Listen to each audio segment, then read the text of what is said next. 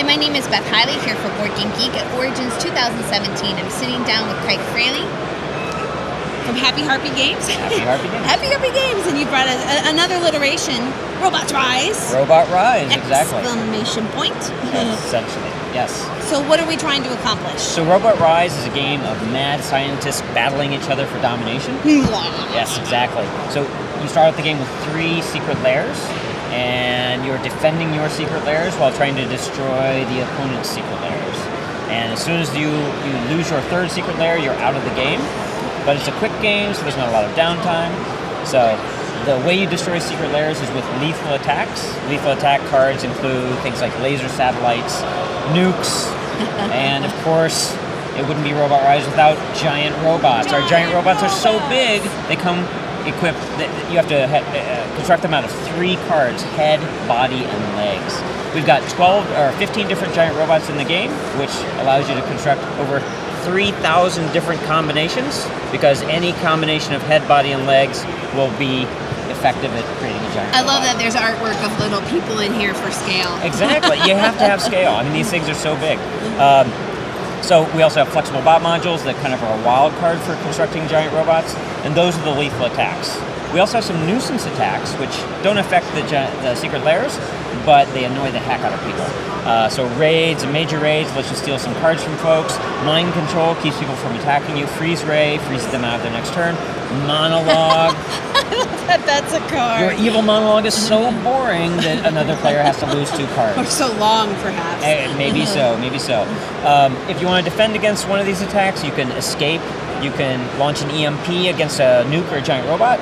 You could even use malware. Malware is effective against giant robots only, but it actually turns the giant robot around to attack its owner. So you could also nuke and also send a giant robot out as defense as well. So there's lots of options.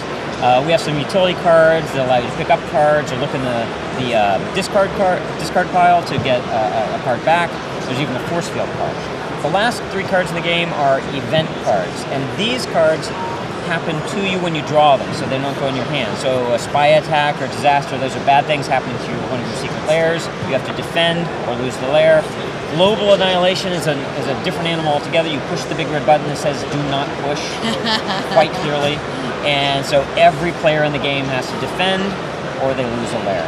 So the game is pretty simple. You've got a handful of cards. On your turn, you get to play 1 action, and then we deal with the implications of that action, and then you draw a card to end your turn.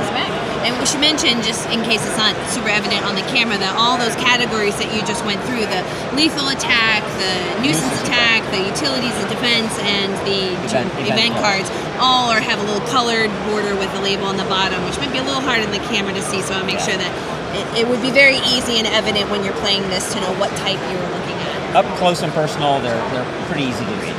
Yeah. Now, did you guys have a single artist who did all of the work for this deck, or was it? The art in this game is fabulous. It was done by Aaron Wood. He's out of near Boston, and he's fabulous. So I hope everybody gets a chance to check out the art. It's gorgeous.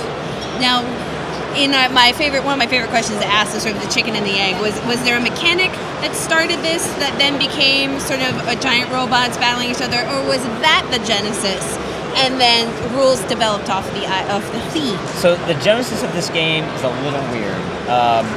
My kids and I were trying to make a game a couple years ago, and I don't know if you've ever seen any of those old books. They're flip books where you have like a policeman or a nurse or a firefighter. And you mix and match, and That was the idea, and we thought, well, we can make robots that have mix and match heads, bodies, and legs. And so then we crafted the whole game to support that core idea. It's a wonderful genesis for a game. Yes, the game is safe for kids down to 8. And it's appropriate for kids down to 8, but it's really kind of for teens and adults. So. But it's pretty quick. It runs 15 to 30 minutes, and it is going to be on Kickstarter in August. Now, your biggest critics, do your kids like it? My kids love it. In fact, my son dragged it out the other day, and he kicked my butt in 4 minutes. It was ridiculous. I don't know how he got all the nukes. So. And you're the one wearing the evil scientist outfit. Come on. You know, he's just quick study, I guess. Okay, right. So literally, your protege is going to take over your lair. My mini-me. Right. Well, Craig, thank you so much for letting us take a look. If you guys want to check that out, that is Robot Rise. And Craig, thanks again. Thanks so much.